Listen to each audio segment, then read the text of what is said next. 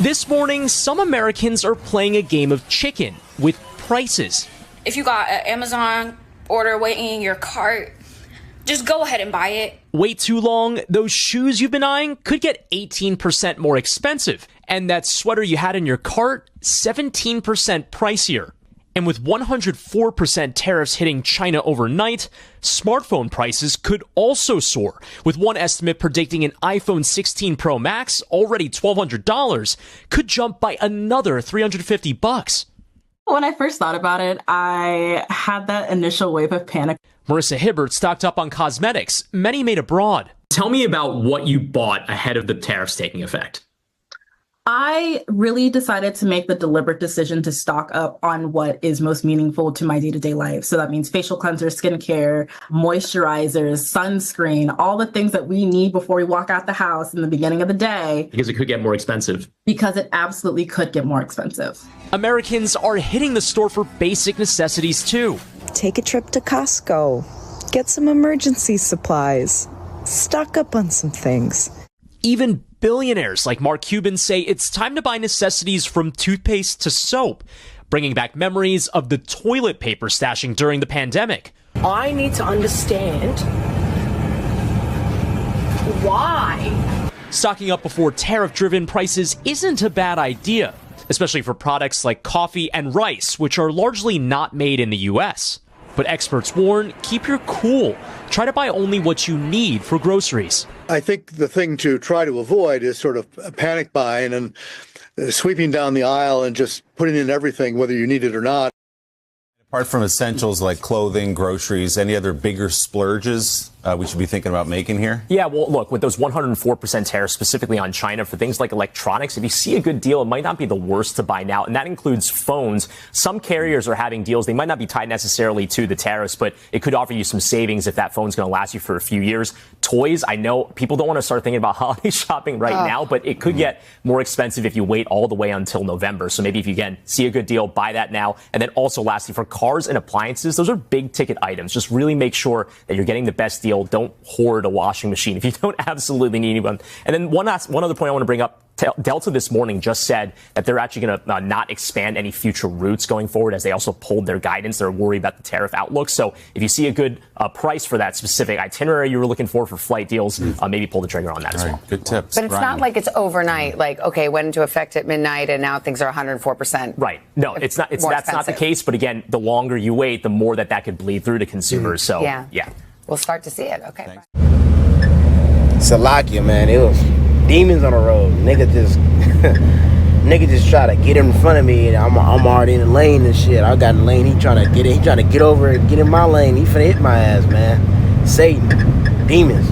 Hey, but call law, yeah. How about I was shot? He didn't hit my ass, man. Call law. But as I was going to, Jake, your God is the God of the Bible.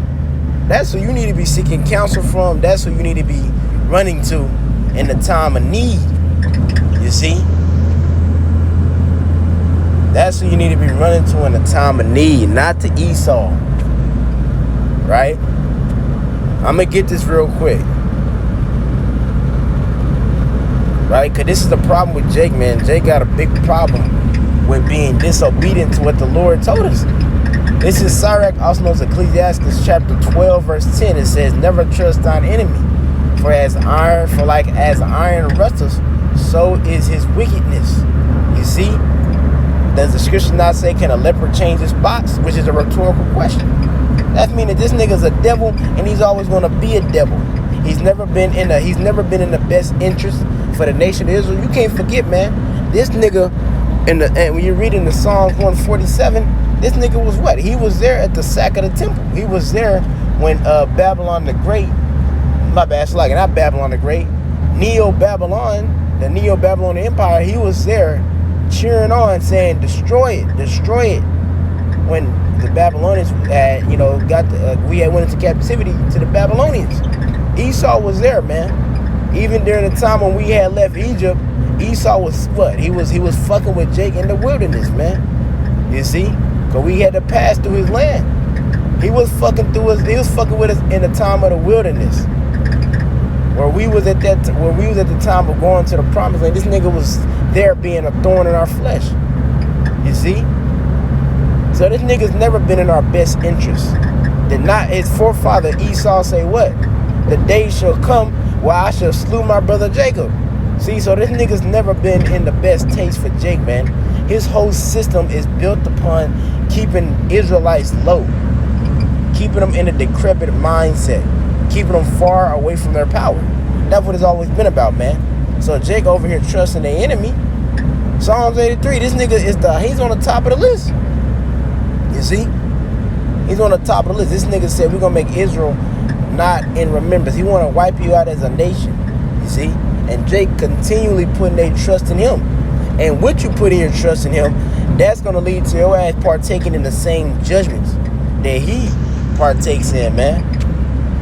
Right? Since you wanna align yourself with him as your man, you wanna be like, this is my husband. Well, guess what? When your husband get judged, when the Lord jack up your husband, you are gonna be in the same situation. You're gonna be part of the same judgments. You're gonna take part in the same judgments, man. You see?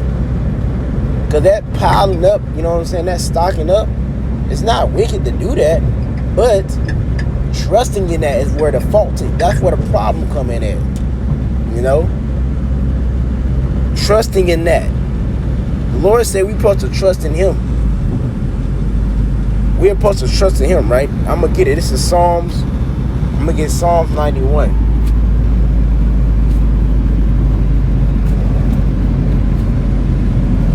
I'm gonna get Psalms 91. It's lagging. I gotta put my phone on the charger, but I'm gonna still keep going.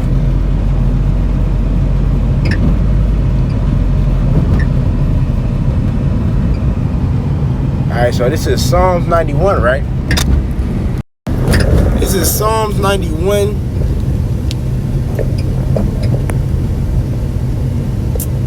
It's Psalm 91. I'm gonna start at 1. It says, he that dwelleth in the secret place of the Most High shall abide under the shadow of the Almighty. You see? Because there's two types of shadows you can abide under. You can abide under the shadow of Egypt, or you can abide under the shadow of Yahweh Bashmawashah, which the shadow of Egypt is just nothing but confusion, and it's going to bring forth to you shame. You see? Because, you know, when you think about a shadow, to me, you know what I'm saying, a shadow, you know, brother, you compare it to a lot of things. A shadow can be used in a reference or what? It's emitting an image of something, but it's not the actual real thing. Or, you know what I'm saying, what else is a shadow portrayed as? When you see a shadow that comes from trees and such forth, if you behind somebody's shadow, in a sense it's like you under them, or you being protected by them. You see? So if you under the shadow of Egypt, that means that you aligning yourself with Egypt, which the modern day Egypt was what? Revelation 11. Spiritual Sodom and Egypt. This Babylon the Great America. So you're aligning yourself with Egypt. You're bowing down to Egypt. You're looking at Egypt as your savior. Or Babylon the Great, Esau, as being the one that's going to save you. He's going to take care of you. And how are you doing that? By going down and trusting in his fucking food. You know? You know? Do not. That's one of the curses. It said you should go. It said where I have scattered thee, you should go to your enemies in a want of all things. So you going to Esau to get his goods and stock up, so you can make it through the tariffs and shit like that. You know what I'm saying? To make it through the tariffs, aligning yourself with Esau's agenda. Like, man, I'm trusting in this nigga, man. Versus, all right, even the scriptures say, woe to him that make a flesh his right arm. When you go into the right arm. Right arm is representation of your strength. Trusting in flesh is doing that too. You trusting in carnal strength. You trusting in carnal strength, which carnal strength will always fail you. But when you trust in Yahweh Bashmawashah, it ain't gonna fail you. Now I said, woe unto you to make a flesh your right arm. See, I'm gonna have to pull that a little bit, but I'm gonna read this real quick. It says, because you see that shadow, so when you in the shadow of the Lord, that's what? That's the elect. Those will be those men. They're in the shadow of Yahweh Bashmawashah. they're being protected. They're bowing down to Yahweh Hashem Yahushua. And that showed in their actions. And that comes along with protection, leading, provision, you see, exemption from his judgment. Because you're not being ill. Does it not say, kiss the son, lest he be angry and you perish in the way? Right? Summary verse 2, it says, I will say of the Lord, Yahweh, he is my refuge. Refuge is what? A place of protection. A refuge is a place that you flee to, right? To be protected. So it says, I will say of the Lord Yahweh, Bahashem Yahushai, he is my refuge and my fortress, my power, right? In him will I trust. You see? In him. Right? And with him, with us trusting in Yahweh Bashem Yahushai, he's going to take care of us. You see? Because when you jump down to verse 9, it says, because thou hast made the Lord, which is my refuge, even the Most High, thy habitation, that's you putting your trust in Yahweh Bashem Yahushai. My damn AC not working. But that's you putting your trust in Yahweh Bashem Yahushai. If you put your trust in Yahweh Bashem Yahushai, you're going to do things like what? Make him your habitation. Scriptures say, scriptures say how acknowledge the Lord in all thy ways, and he should direct thy paths. That's part of making the Lord your habitation. You know? That's all you know. That's all you know. Making the Lord your habitation. That's all you know. It's Yahweh Bashem Yahushai, man. Your whole life. Well, let me rephrase it. Ever since you came to this understanding, you know, because our whole life, majority of life, we've been being niggas. But through the power and spirit of Yahweh Yahushua, we've been given this opportunity to seek him 10 times more. That's making the Lord your habitation, man. Seeking him 10 times more, right? And with the result of that, right? Keep going. There shall no evil befall thee, neither shall any plague come nigh thy dwelling. Right? Because we got to understand who is bringing that evil in the first place. With this nigga Esau, with this nigga Trump bringing forth these tariffs, and that could bring forth this famine, a lot of food scarcity. You're not being able to feed your little ones. You know, you're not being able to feed his family. You know, that could fuck with a man. That's why when we read in the 2nd Ezra 16, you know, it says what? They shall spoil their neighbors for lack of bread. It's gonna be something causing a famine in the earth, man, where the Lord does it, where the food just gets short by Esau cutting it off, or the Lord just have a natural event happen, or these tariffs. You see, these tariffs could play a part in it. The Lord could do it many ways, but nevertheless, it's gonna be a point upon earth where people gonna be they're gonna get short. And one of those examples is this: buying up all shit. You know, you're stocking up. Ain't nothing wrong with stocking up. But you stocking up, that could bring forth that could bring forth a famine. Even when you read up, one of the main causes of famine is World War III. Or not, we in the middle. We in World War III. It just ain't really kicked off yet, man. Niggas ain't started shooting missiles yet. You see? We in it. The missiles just ain't been shot yet. They just ain't been shot. But nevertheless, you putting your trust in the Esau, you don't get this type of protection. Because Esau not in your best interest anyways, man. Because when we was reading that Sirach, right, we didn't really read too much. But when you read down on it at 12, it says what? There you go crouch and beware of him. Because he's trying to overtake you. He's trying to overthrow you. This nigga Esau don't care about you, Jay. But you continuously put your trust in him. And that's what the Akim, the big bros, were going into yesterday, man. That shame, man, that's gonna be your shame. Putting your trust in this system, that shit gonna backfire. You putting all your eggs in Babylon, that shit gonna backfire. Jeremiah 51 goes into that, man. I think it's Jeremiah 51, Jeremiah 50 goes into what? We would have taken a howl for her, and we would have healed her, but Babylon is not healed. Forsake her. You see? This place is on its way out, man. It's on its way out, and if you trying to put your trust in it, you're putting your trust in a not a solid foundation. While we put our trust in Yahweh Bashem Yahushua. You see? Putting your trust in the system ain't gonna work, man. That shit ain't gonna work. So I'm gonna actually read it.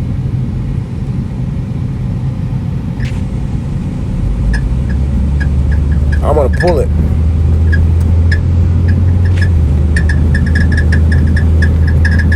It's like I'm in transitioning.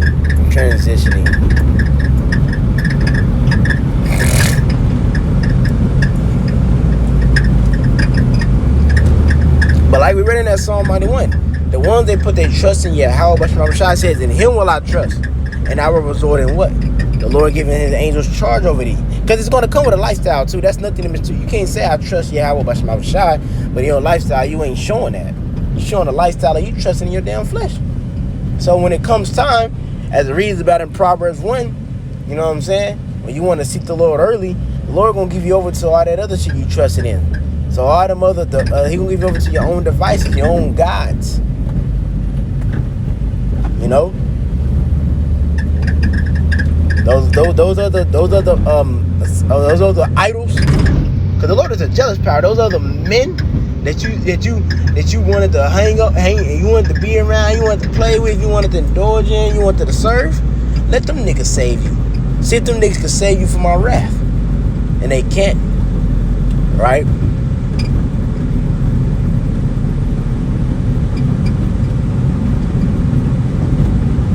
It's Isaiah 1:30. Isaiah 31, it says, woe to the rebellious children, said the Lord Yahweh, that take counsel, but not of me, and they cover what they cover, but not of my spirit, that may add sin unto sin. You see? So, what you doing at? You just adding sin unto sin. You just committing iniquity, man. You committing iniquity. You committing spiritual fornication, spiritual adultery, man. That's what you're doing, right? And Lord said, woe to the rebellious. When you read in 1 Samuel 15, what did it say? It says how what? It says how rebellion is as a sin as witchcraft. So if you being rebellious to Yahweh Bashar, your ass, the Lord gonna judge you with fire for that shit, man. That's one of the mechanisms of killing a witch. It's burning their ass. You see? Verse 2, it says that they will walk to go down into Egypt and have not asked in my mouth. You know, and you know, we know this is talking about the northern kingdom when they was taken over by the Assyrian Empire, which was the big empire at that time period. You know what I'm saying? This is talking about the northern kingdom, man. They being rebuked. They going down to Egypt for help. You see? Even when you read about it, if I'm not mistaken, when you read about it, Elijah, he even came to a king, and the king, he didn't go down to Egypt for help, but the king decided to seek counsel and seek guidance, you know, seek another man, and not the God of Israel. Seek the God of Moab. It was a king in Israel, I can't remember exactly, but Elijah rebuked him on that shit. It's like, man, the Lord gonna bring judgment on your ass because you decided to seek counsel of Moab's power instead of the power that's already here in Israel. You over here, what does that look like, man? You as a woman, the Lord said he likened us to a calm and delicate woman. As a woman, you over here trying to get help from another nigga, and you already got a man. The man that you got gonna see that shit, he gonna be like, fuck you, bitch. Yo, let that nigga pay your bills. Let that nigga take care of you. Let that nigga protect you. This nigga you wanna give your time and energy to. Let that nigga protect you. That's the spirit of the Lord in, man. You niggas wanna trust inside, you wanna go hoard up some food and trust in this system? Fuck you. That's the spirit of the Lord in. Fuck you, bitch. You wanna do that shit? Let that shit save you. And we know it can't save you because judgment has already been prophesied for this place. Esau got his judgment written, man. This nigga Esau sold through in the left-hand side. This nigga Esau think he gonna win. He deceived his own damn self, man. That's how far this nigga done gone, man. This nigga deceived his own self. He thinking now he had the capability of fighting the Lord, which we know that's prophesied and he shall lose. Revelation 12, 2 Ezra 13, Isaiah 63, Isaiah 34. You see? Jeremiah 51. You see? It says, I'm going to read verse 2. It says that walk to go down to Egypt, right? And the reason I was saying it because this was the northern kingdom doing it. And what was the result of? They ass got fucked up by the Assyrians. The Assyrians took their ass into slavery. It took their ass into captivity, man. And that's what's going to happen to you, Jake, man. You're going to get caught by the Lord because that was the Lord's judgment for the disobedience. Well, guess what? The Lord's judgment for disobedience on this side is what? You're receiving that same judgment of that whore if you join in cahoots with her. You're receiving that same judgment of Esau if you in cahoots with Esau. So that's what's going to happen. You're going to get part of that judgment. It says, verse 2, Isaiah 30:2, they walked to go down to Egypt and have not asked in my mouth to strengthen themselves in the strength of Pharaoh, which that's what they doing. Going to the grocery stores thinking that expecting these to take care of you in a time that the Lord is bringing upon earth. See? And the trust in the shadow of Egypt, you see? That shadow. You think that this nigga shadow gonna protect you. And this nigga finna get moved out the way. So if this nigga get moved out the way, then where your protection at? You ain't gonna have no protection. Therefore, you gonna be up to get judged, nigga, because the Lord gonna take out Esau and anybody affiliated with him. As a matter of fact, right? In that same chapter, let's go to Isaiah 31.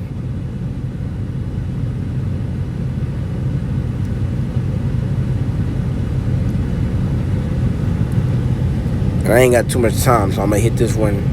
This is Isaiah 31, right? It says, and you go down. This is Isaiah 31:3. It says, now the Egyptians are men and not, now the Egyptians are men and not God, right? Let me pull this real quick.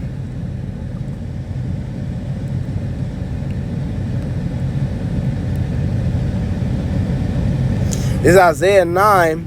Dang, it's not it. Let me get it right quick.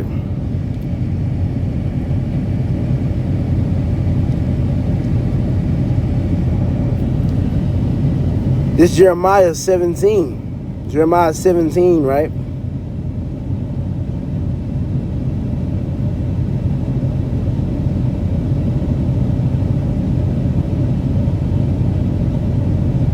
It's Jeremiah 17 and 5. It says, thus said the Lord Yahweh Bashem Abishai, cursed be the man that trusteth the man and maketh flesh his arm, and who hath departed from the Lord. You see? That's where the faultiness comes in.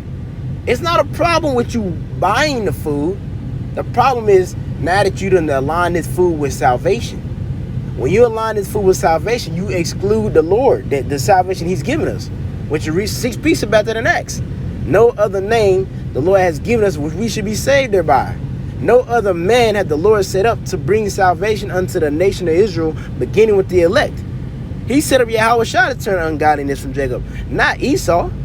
So when you do that, ain't nothing with buying it, but when you align it with salvation, now you're departing from the Lord. Now you're departing from that gift that the Lord has given us. Now you have departed from your salvation. You see? I'll read it again. Jeremiah 17:5, it says, thus said the Lord Yahweh Bashem Abishai, cursed be the man that trusteth the man and maketh flesh his arm, and who's that departed from the Lord. Which we know it's only talking about Jake, because Jake is the only one that has that service. But hey, if you depart from the Lord, which is what you do when you buy these particular things, when you go to the store and you hoard up, when you go to the store and you buy an exponential amount in hopes that this is going to get you through it, nigga, you just throwing that up for the elect, because at the end of the day, Yahweh Bashem Abishai, he's going to take care of his elect. You see? He's going to take care of them. Many ways, man. You could store up stuff for them, or he could just have them eat. One, bro, Lord going to do miraculous, crazy things, man. So I'm going to end it off with Isaiah 31, because I know my phone percentage is kind of low.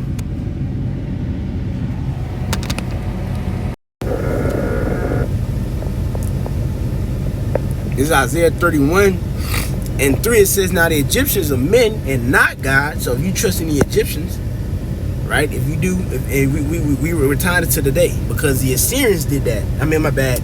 The northern kingdom, Israel, did that. The northern kingdom They did that, trusted in man. They trusted in the Egyptians. Therefore, what? Now the Egyptians are men and not God, and their horses are flesh and not spirit. When the Lord shall stretch out his hand, which how the Lord stretches his hand? By sending the Assyrians on what's it called? On the northern kingdom, right? When the Lord stretch out his hand, both he that helpeth shall fall, and he that is hoping shall fall down, and they all shall fail together. So if you put your trust in this system, China said today, anybody that's putting their trust in this system, he that helpeth and hopeth, everybody that's in cahoots with this system, they gonna fall. Cause if you're an Israelite, let's put it like that. Cause if you're a heathen, you that's just your judgment. Nigga, you gonna fall. You got to go into captivity. But if Jake, your uno option supposed to be your Yahweh Shai. Your uno option, your trust is supposed to be your man, not no other man. And if you trust in another man, the Lord gonna give you over to that nigga, and that other nigga can't save you. But Yahweh Shai, he can. You see? So Lord, this is edifying to the power and spirit of Yahweh Shai, and feeds you lemon sheep, and it's edifying, man. Maintain that focus and trust in Yahweh Shai. You don't want to align anything else with salvation but Yahweh Shai. So Lord, this is edifying to the power and spirit of Yahweh Shai. But the end of it, I'm saying, call halal Yahweh Bahashem Yahweh Shai Bahashem Rachakodash. When they get that by honor to the apostles at a great millstone, and to y'all, I'm gonna say shalom.